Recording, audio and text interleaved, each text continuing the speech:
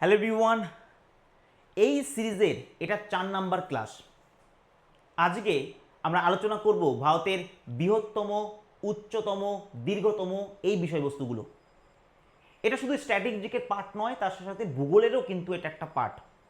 তাই এখান থেকে কোশ্চিন আসার চান্সটাও কিন্তু অনেক বেশি। তো অবশ্যই যদি ভালো লাগে এই সিরিজটাকে, ভিডিওটাকে লাইক করে দাও, একটু শেয়ার করে দিও। যারা করছো তারা তো জানোই যে কেমন হচ্ছে এই সিরিজের ভিডিওগুলো, আর যারা করছো না তাদেরও বলবো যে একটা ক্লাস অ্যাটলিস্ট করে দেখো, ভালো লাগবে। ঠিক আছে, পুরোপুরি মিসক্লিনিয়াস এক্সামকে মাথায় রেখে এই সিরিজ আমি চালাচ্ছি। শুধু মিসক্লিনিয়াস বলবো না, WBCS প্রিলিমিনারিটাও হয়ে যাবে, কারণ দুটো সেম ক্যাটাগরির এক্সাম, গ্র্যাজুয়েশন লেভেলের, এবং দুটোই জিকে বেস এক্সাম। ঠিক আছে, ওকে, চলো আজকে আমরা আলোচনা করছি সেটা হচ্ছে কি ভারতের উচ্চতম, দীর্ঘতম, বৃহত্তম এইসব। তো প্রথম কোশ্চিন দেখো, এখানে বলছে ভারতের উচ্চতম বিমানবন্দর কোনটি? তাহলে অ্যান্সার কি হবে? ভারতের উচ্চতম বিমানবন্দর হচ্ছে লে বিমানবন্দর, যেটা লাদাখে রয়েছে। এবং এই লে বিমানবন্দর 3256 মিটার উঁচুতে অবস্থিত সমুদ্রপৃষ্ঠ থেকে। বোঝা গেল 3256 মিটার। এই লাদাখে আর কি কি বিখ্যাত? লাদাখে হেমিস ন্যাশনাল পার্ক রয়েছে না, হেমিস, যেটা ভারতের বৃহত্তম ন্যাশনাল পার্ক, আগের দিন পড়িয়েছি, যেটা তুষারের চিতার জন্য বিখ্যাত। আর কি জন্য লাদাখ ফেমাস? আর কি জন্য? সেক্ষেত্রে লাদাখ, যেটা এখানে ভারতের শীতলতম স্থান রয়েছে, নাম কি শীতলতম স্থান? সেটা হচ্ছে দ্রাস, তাই না? এবং শুধুমাত্র ভারতের নয়, পৃথিবীর সেকেন্ড তোমার মানে শীতলতম স্থান, পৃথিবীর দ্বিতীয় শীতলতম স্থান হচ্ছে দ্রাস, যেখানে -75 ডিগ্রির উপরে চলে গেছিল একটা সময়। ঠিক আছে, তাহলে এই পয়েন্টগুলো অবশ্যই মাথায় রাখবে। এবং ভারতের শীতলতম মরুভূমি যদি বলি, সেটাও কিন্তু লাদাখ। এছাড়া কেন বিখ্যাত? প্যাংগং লেক, ভারতের প্যাংগং, যেটা প্যাংগং রয়েছে, শুধু ভারত নয়, এটা তোমার এর মধ্যেও রয়েছে, চায়নার মধ্যেও রয়েছে। 70 বা 65% চায়না আর বাকিটা ভারতে রয়েছে। তো এটা হচ্ছে ভারতের ডিপেস্ট লেক, অর্থাৎ ভারতের প্যাংগং যেটা, এটা হচ্ছে ভারতের গভীরতম লেক, যার জল নোনা। ভাবো অত মিটার উচ্চতায় নোনা জল। ঠিক আছে, এনিওয়ে, পরে কোশ্চিন দেখো, বৃহত্তম ব্যাংক পাবলিক সেক্টর কোনটি? পাবলিক সেক্টর ব্যাংক, একটা হয় পাবলিক সেক্টর, একটা হয় প্রাইভেট সেক্টর। তো সেক্ষেত্রে পাবলিক সেক্টরের মধ্যে ভারতের বৃহত্তম কমার্শিয়াল ব্যাংক হচ্ছে ব্যাংক কোনটা? সেটা হচ্ছে state bank of India. State bank of India. ঠিক আছে, স্টেট ব্যাংক অফ ইন্ডিয়ার হেডকোয়ার্টার কোথায়? সেটা হচ্ছে মুম্বাইতে, মহারাষ্ট্র। আচ্ছা, ভারতের এখানে বলছে দেখো বৃহত্তম উদ্যান বা ন্যাশনাল পার্ক কোনটা? তাহলে আমি একটু আগে তোমাদের বলে দিলাম, সেটা হচ্ছে হেমিস জাতীয় উদ্যান, তাই না? হেমিস কোথায় রয়েছে? লাদাখে রয়েছে। রণথম্বর কোথায় রয়েছে? রাজস্থান না গুজরাট? এটা আমাকে কমেন্টে জানাবে। রণথম্বর আমি আগের দিন পড়িয়েছি এগুলো। জিম করবেট ন্যাশনাল পার্ক 1936-এ তৈরি হয়, ভারতের প্রথম ন্যাশনাল পার্ক, যেটা হেইলি ন্যাশনাল পার্ক নামে পরিচিত ছিল, তাই না? যেটা জিম করবেট ন্যাশনাল পার্ক, যেটা রয়্যাল বেঙ্গল টাইগারের জন্য বিখ্যাত। কাজিরাঙ্গা জাতীয় উদ্যান আসামে, যেটা এক সিংহ গন্ডারের জন্য বিখ্যাত, আসাম। বোঝা গেল? আসামে আর কি বিখ্যাত? আসামে মাজুলি দ্বীপ, ভারতের সব থেকে বড় নদী দ্বীপ, বদ্বীপ নয়, নদী দ্বীপ মাজুলি, যেটা একটা ডিস্ট্রিক্ট, একটা দ্বীপ নিয়ে গঠিত। ঠিক আছে, মানে একটা দ্বীপ নিয়ে একটা ডিস্ট্রিক্ট গঠিত হয়েছে। আচ্ছা, ভারতের দীর্ঘতম নদী সেতু, তাহলে অ্যান্সার কি হবে? ভারতের দীর্ঘতম নদী সেতু যদি বলি, ভূপেন হাজারিকা। যদি বলতো ভারতের উচ্চতম, এটাও পরীক্ষা দিতে পারে, উচ্চতম রেলওয়ে ব্রিজ, সেটা হচ্ছে চেনাব নদী ব্রিজ। ঠিক আছে, চেনাব ব্রিজ। যদি বলে রেলওয়ে স্টেশন, তাহলে আবার অ্যান্সার আলাদা হবে। তাহলে এখানে অ্যান্সার কি দেখো, ভূপেন হাজারিকা সেতু, সাদিয়া, তোমার ধোলা থেকে সাদিয়া কোথায়? আসাম, তাই তো? ধোলা টু সাদিয়া সেতু হলো ভারতের একটি বিম সেতু, যা উত্তর পূর্ব রাজ্য আসাম এবং অরুণাচল প্রদেশকে সংযুক্ত করেছে। দৈর্ঘ্য কিলোমিটার। ঠিক আছে, এটি ভারতের দীর্ঘতম সেতু। ভূপেন হাজারিকা সেতুর দৈর্ঘ্য 9.15। ব্রান্দা ওরলি সমুদ্র সেতু যেটা যদি বলি তাহলে সেক্ষেত্রে এটা 5.6। মহাত্মা গান্ধী সেতু 5.75। তো এগুলো তো ইম্পর্টেন্ট না, ভূপেন হাজারিকা মাথায় রাখবে। ভারতের দীর্ঘতম খাল কোনটা? সরি, ভারতের দীর্ঘতম খাল, খাল মানে ক্যানাল। ভারতের দীর্ঘতম ক্যানাল রয়েছে ইন্দিরা গান্ধী ক্যানাল, তাই না? Indira Gandhi canal, canal mainly তোমার ইরিগেশনের জন্য করা হয়। তো এখানে কি বলছে, ভারতের দীর্ঘতম ক্যানাল হচ্ছে ইন্দিরা গান্ধী ক্যানাল। ইন্দিরা গান্ধী ক্যানাল হচ্ছে 649 কিলোমিটার দীর্ঘ এবং রাজস্থানের ফিডার খাল এবং রাজস্থান প্রধান খাল নিয়ে গঠিত। এবং পাঞ্জাব, হরিয়ানা, প্রায় হরিয়ানাতে 167 কিলোমিটার এবং রাজস্থানে 452 কিলোমিটার কিন্তু এটা প্রবাহিত হয়েছে। তার মানে ইন্দিরা গান্ধী খাল মেনলি রাজস্থান, পাঞ্জাব এবং হরিয়ানাতে বিস্তার লাভ করেছে। এটা ভারতের দীর্ঘতম ক্যানাল বা খাল। আচ্ছা, ভারতের প্রাচীনতম গির্জা কোনটা? গির্জা সেন্ট টমাস চার্চ বা গির্জা। ঠিক আছে, সেন্ট টমাস চার্চ এটা ভারতের প্রাচীনতম গির্জা। ঠিক আছে, প্রাচীনতম। ওকে, কোথায় রয়েছে? কেরালাতে রয়েছে, কেরালা ত্রিশূর জেলায় রয়েছে। আচ্ছা, সর্বাধিক জনবসতিপূর্ণ শহর এর মধ্যে কোনটা? চেন্নাই, কলকাতা, মুম্বাই নাকি নতুন দিল্লি? তাহলে এখানে অ্যান্সার হবে কি মুম্বাই। মুম্বাইয়ের থানে যেটা সব থেকে বেশি জনবসতিপূর্ণ শহর। ঠিক আছে। আচ্ছা, নিম্নলিখিত কোনটি ভারতের দীর্ঘতম বাঁধ?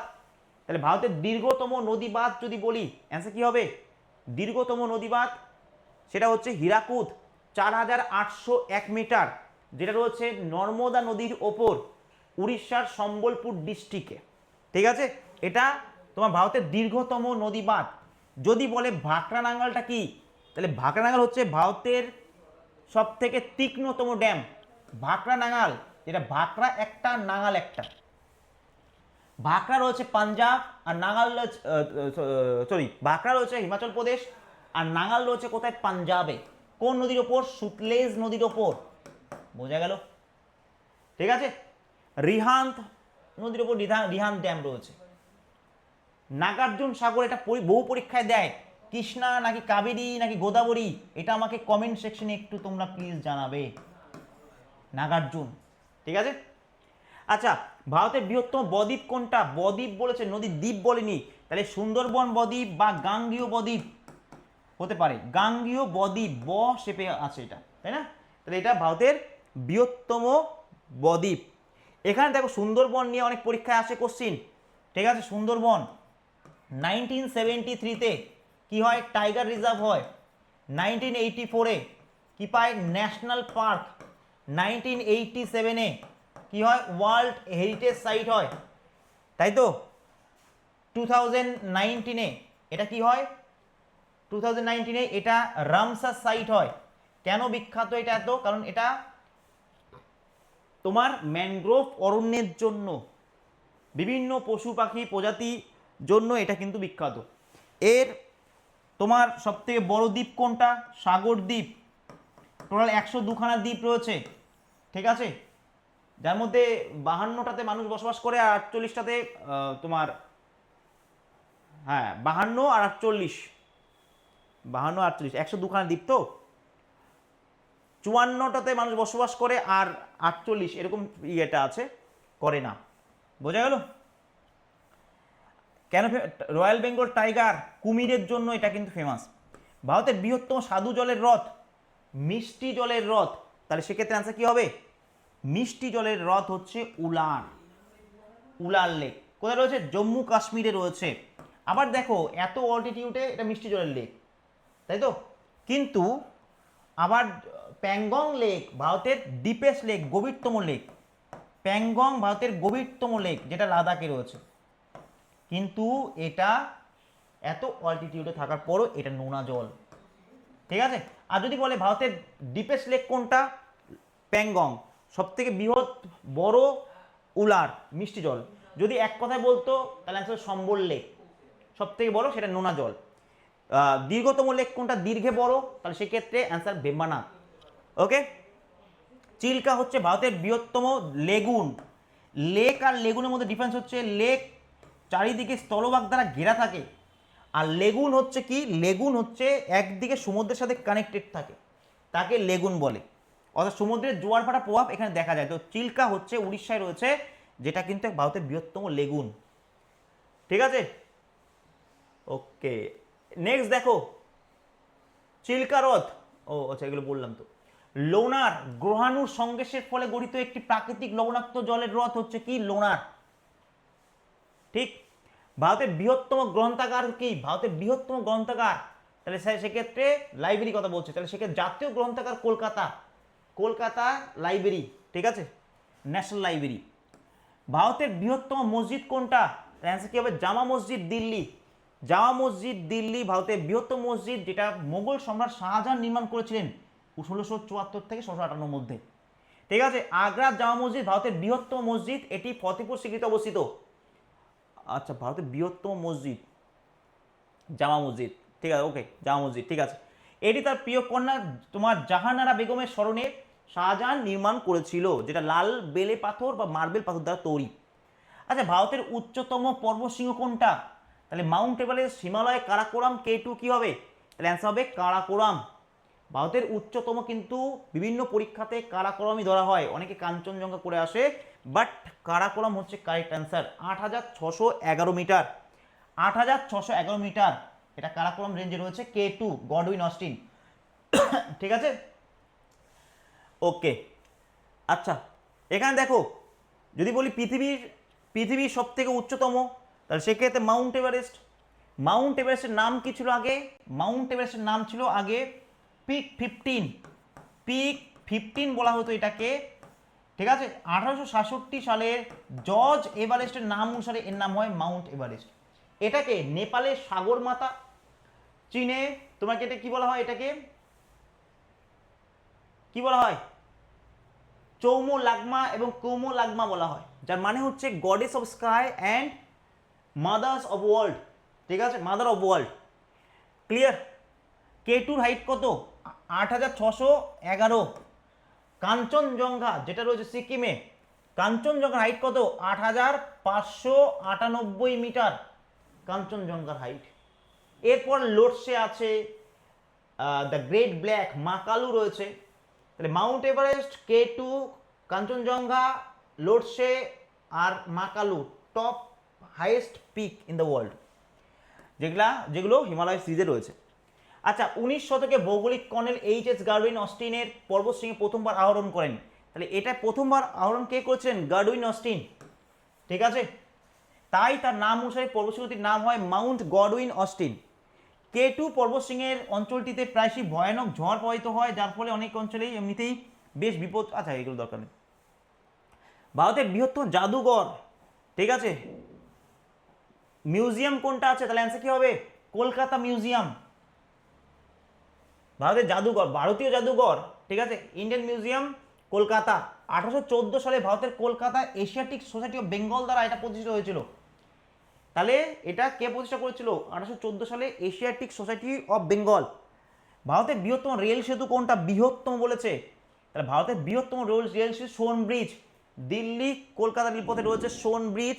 ঠিক আছে, সোন রিভার, সোন হচ্ছে কার ট্রিবিউটারি গো, গঙ্গার ট্রিবিউটারি, অমরকণ্টক থেকে উৎপত্তি লাভ করেছে।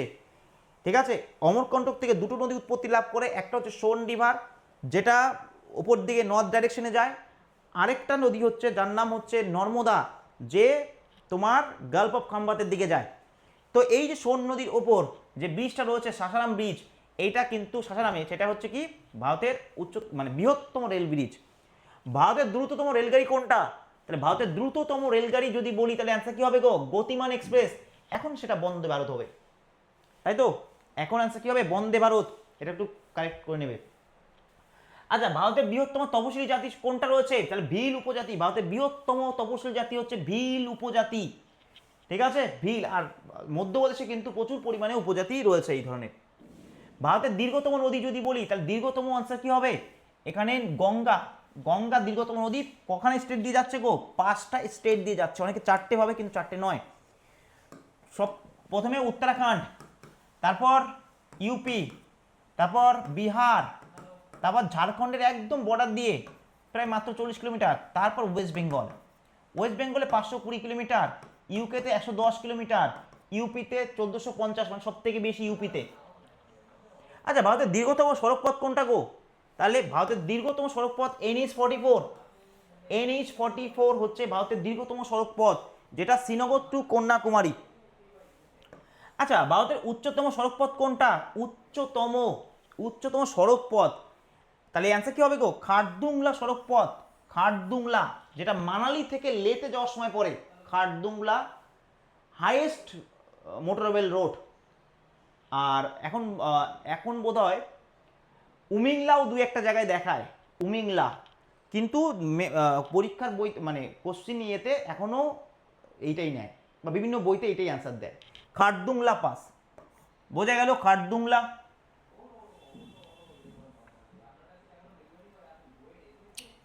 ওকে, উচ্চতম সড়কপথ। আচ্ছা, ভারতের বৃহত্তম রাজ্য যদি বলি, তাহলে এটা আয়তনের দিক থেকে বলেছে, তাহলে অ্যান্সার কি হবে? ভারতের বৃহত্তম রাজ্য রাজস্থান। 3,42,239 square kilometre. পশ্চিমবঙ্গের কত গো? পশ্চিমবঙ্গের 88,752 স্কোয়ার কিলোমিটার। ভারতের কত? 32,87,263 স্কোয়ার কিলোমিটার, তাই না? ভারতের তো এটা।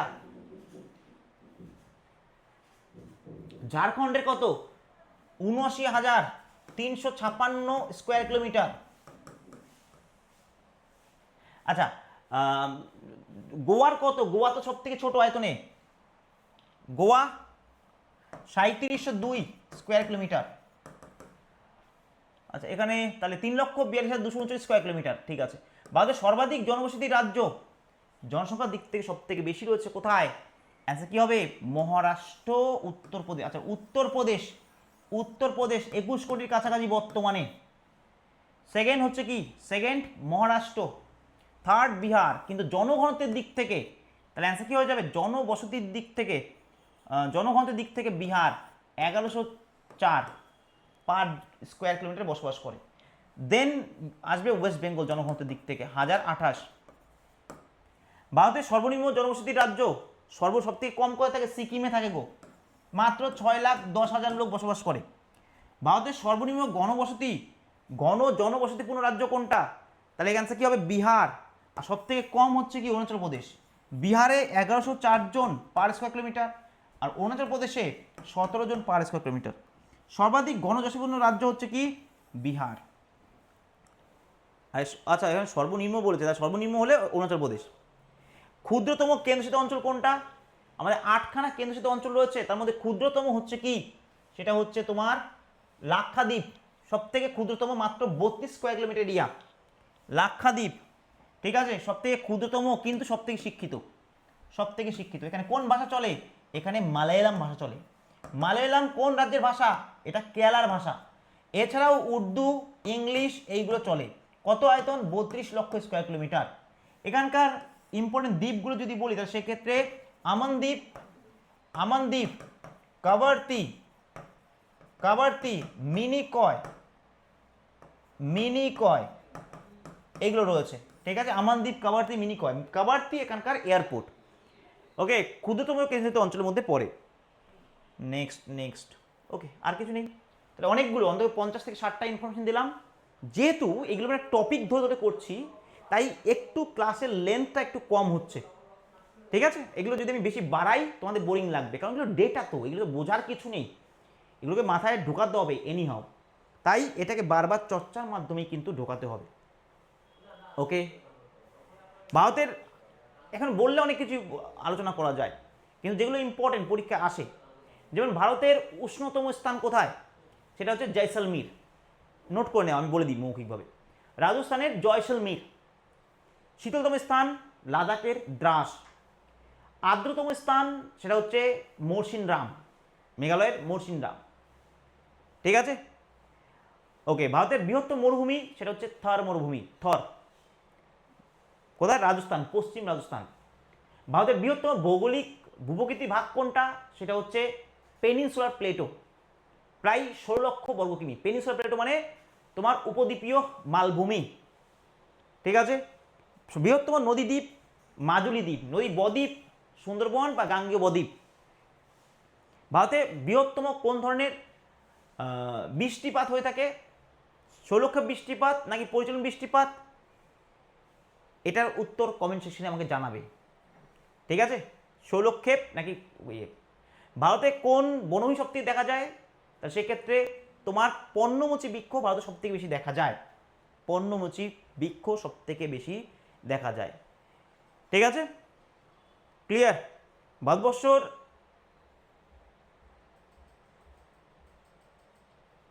জেলার দিক থেকে যদি বলি বৃহত্তম জেলা কোনটা আয়তনে, সেটা হচ্ছে কচ্ছ, গুজরাটের কচ্ছ। আর জনসংখ্যার দিক থেকে বৃহত্তম কোনটা, সেটা হচ্ছে মুম্বাইয়ের থানে। পশ্চিমবঙ্গের মধ্যে নর্থ চব্বিশ পরগনা। ঠিক আছে,